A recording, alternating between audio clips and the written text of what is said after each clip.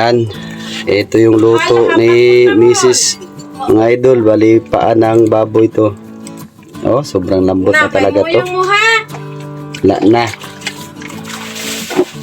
Itikman na natin ito mga idol.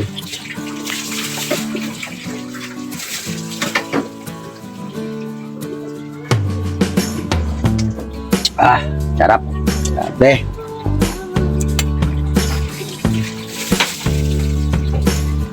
Ano natin yan.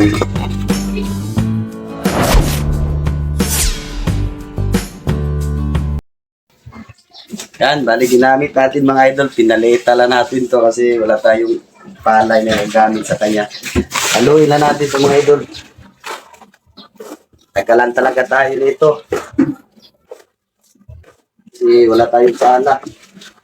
Hirap oh. Basa pa yung buhangin.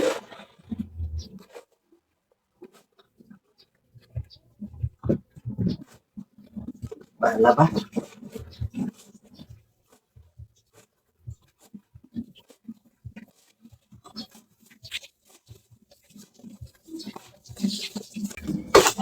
Ano na? Damay lang. Dapat, tama na. At estimate lang tayo sa tubig mga idol. Kasi mahirap magmasa ng ganito. Hindi natin ma-estimate.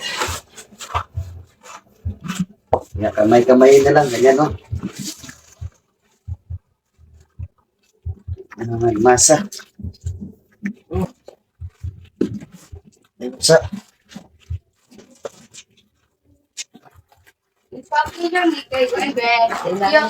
Buwang na kay.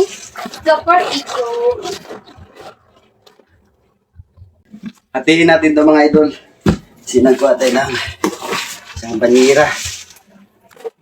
Kasi hindi kasya. Para ma-mix talaga siya. Umawas.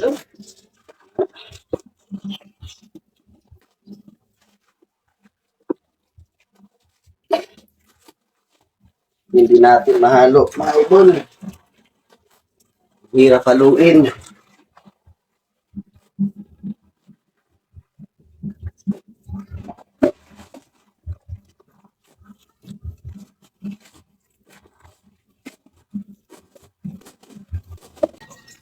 Yan, hinati na natin yan mga idol. Siguro kasya na yan doon sa lalagyan natin mga idol.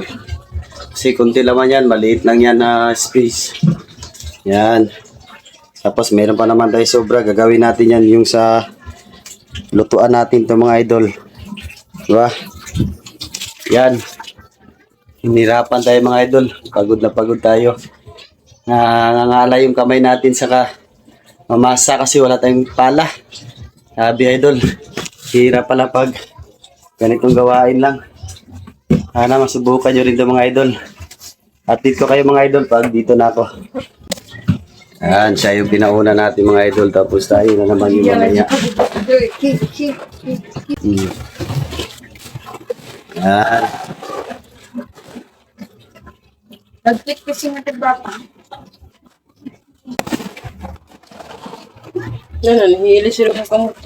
Ang dami pang bato-bato.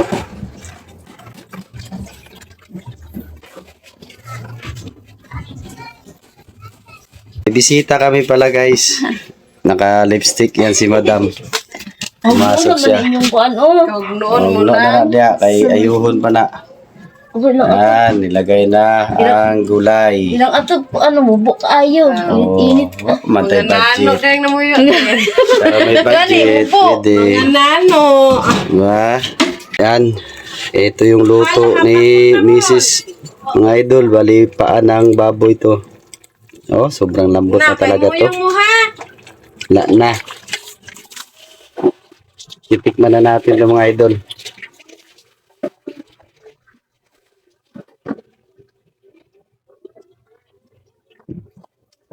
Ah, sarap. Sabi.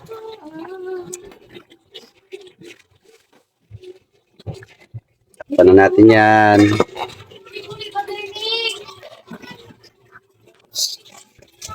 Sakto lang talaga yung mga idol.